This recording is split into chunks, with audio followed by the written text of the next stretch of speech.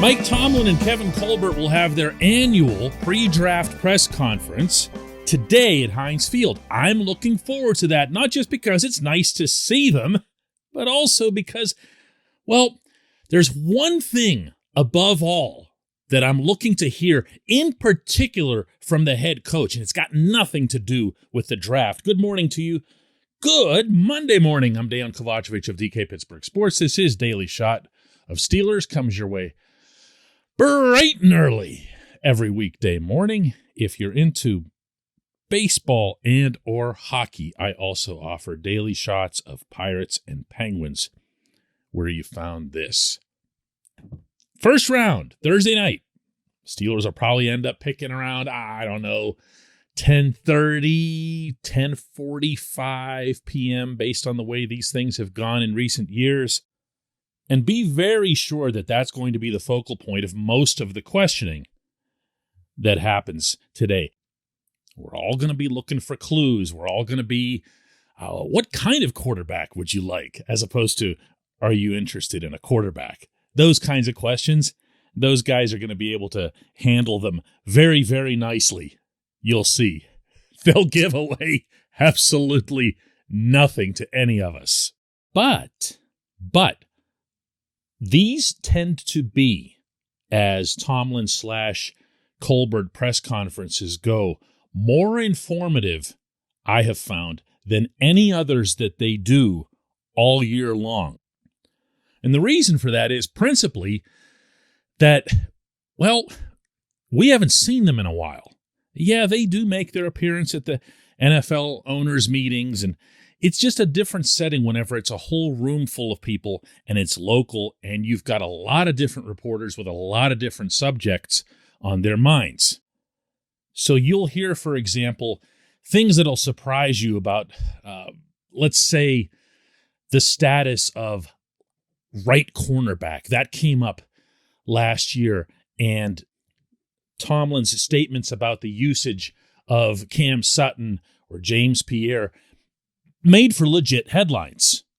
There's a lot of that type of stuff that has to do with the current roster, that has to do with the existing players and not the draft.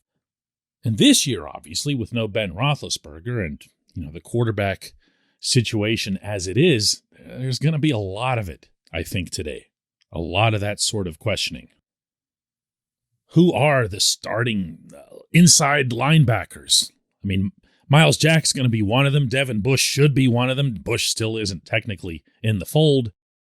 But how do they feel about them? How do they feel about how they might be used? Is Terrell Edmunds a starter because he was brought back, even though he came back at obviously a much lower rate? Is he still the guy?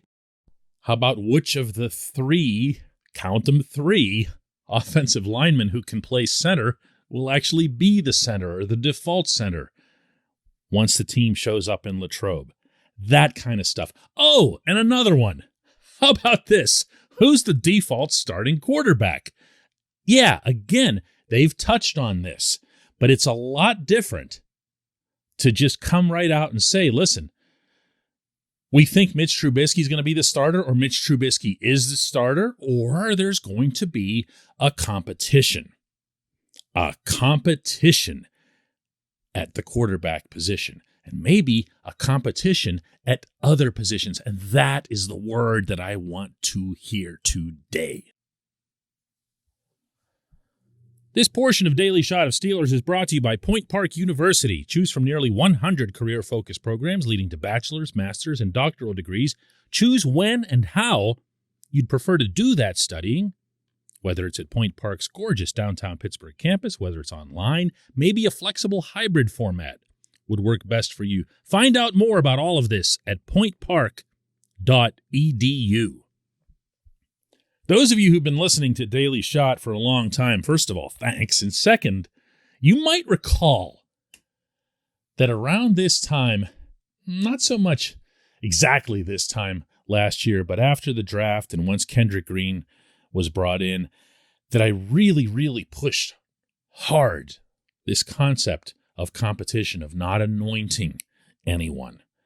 And that ended up looking way more prescient than I would have hoped. Like, it was completely spot on. Because what ended up happening, particularly with the offensive line, was that Tomlin just looked at his guys and said, well, I want this person to be the next Marquise Pouncey. So here he is. Let's give him number 53. He's the center. He'll only play one quarter of every preseason game, the first quarter, and then sit like all the starters do, and all this other nonsense that never needed to happen. All of those guys, especially the rookies, needed to earn their way onto the field, and a lot of them didn't. Some did, but a lot of them didn't. That mistake can't happen in back-to-back years. The Steelers paid for that dearly with the constitution of that offensive line, because they still had a chance last summer, even late last summer, to have addressed it, and didn't, in large part because of the anointing that had gone on. Let's have competition, not just in word, but in deed. Let's have a competition at inside linebacker, at safety. Which is to say, putting this in big parentheses here, if you weren't all that wild about Terrell, and you must not have been to have waited for his price to go down that low and risk losing him, then go ahead and put Carl Joseph into competition with him and just see what happens. That kind of thing.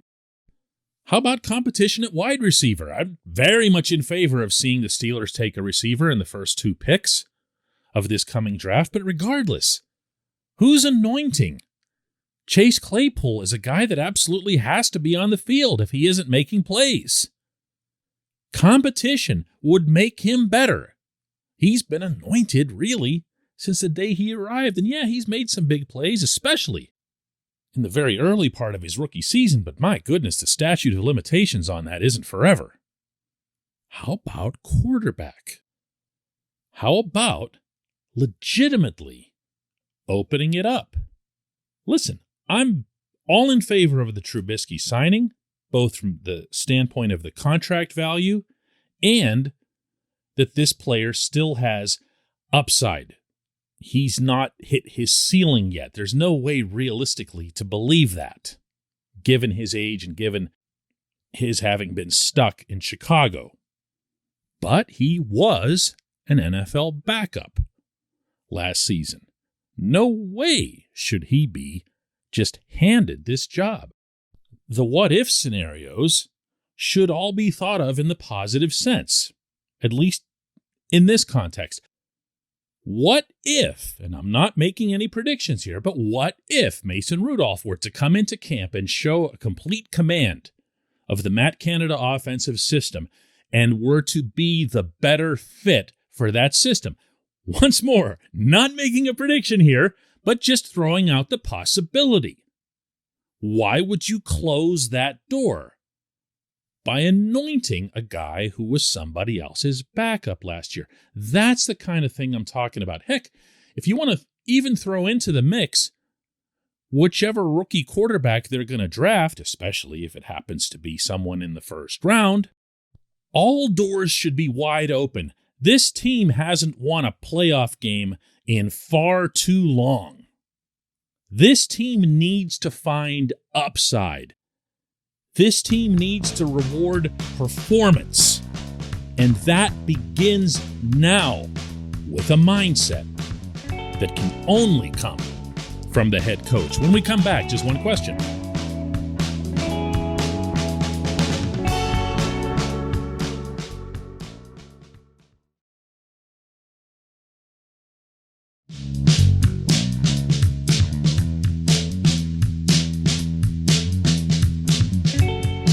Back. It's time for Just One Question, and that's brought to you always on this program by the personal injury law firm of Luxembourg, Garvin, Kelly, and George, LGKG. They represent people who are hurt in car accidents, who need assistance with workers' comp and medical malpractice claims.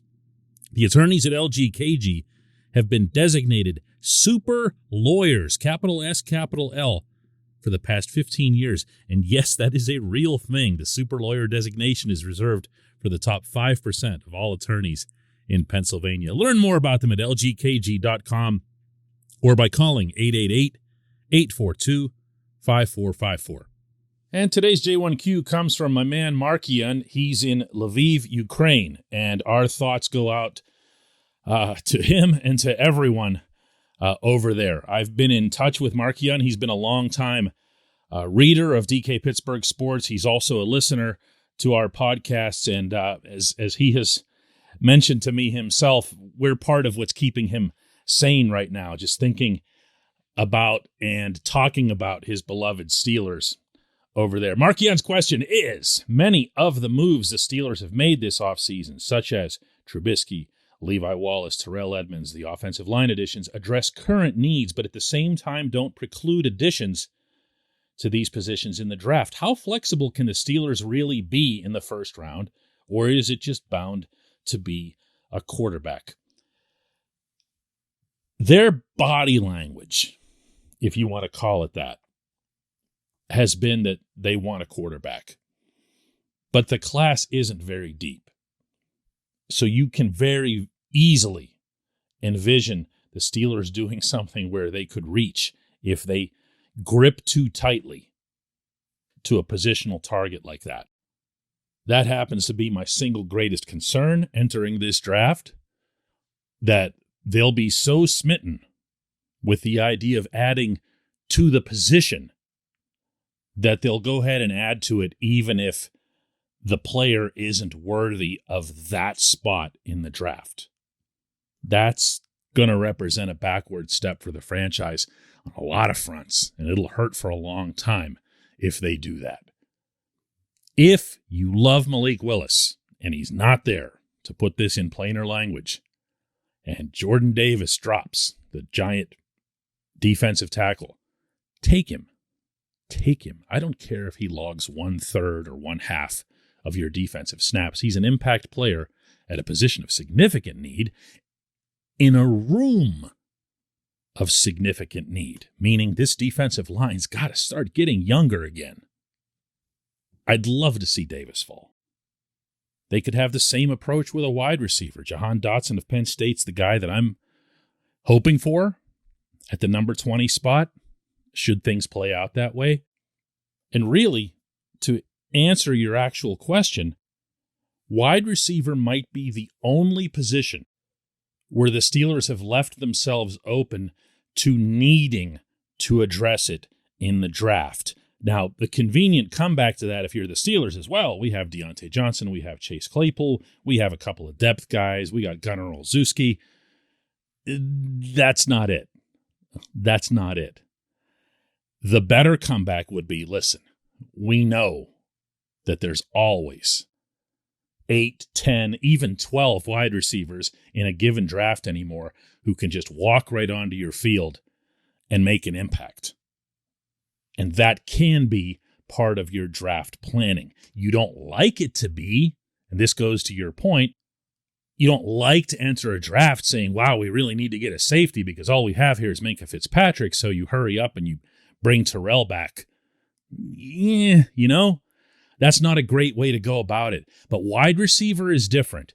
Wide receiver, you can enter a draft saying, we really need to go after one of these because they're there. You don't like to be locked into anything, especially when it comes to your top 2 picks. But again, you know that they're there, and you know that your own organization's recent history of drafting wide receivers has been pretty good. So you have to feel at least a little bit better about it in that sense. But for the most part, and I feel obligated to say this, the Steelers have done a way better job than a lot of us had thought possible, and I know I'm in that pile, of filling in holes leading into this draft. If you had told me that they would fill the hole at inside linebacker, at corner, at safety, and then address the offensive line in the biggest way, I would have said, wow, first of all, where's all that money coming from? And then after that, oh yeah, that's right. They had tons of cap space, and they went out and they used it. And they used it aggressively, and I think smartly. So hats off to them for having gotten this process to this stage. And now, ideally, they do go and just take the best player at number 20. I appreciate the question, Markian, and again, stay safe, over there. You're in my thoughts, and I'm sure in the thoughts of a lot of people who will be hearing this. Let's do another one of these tomorrow.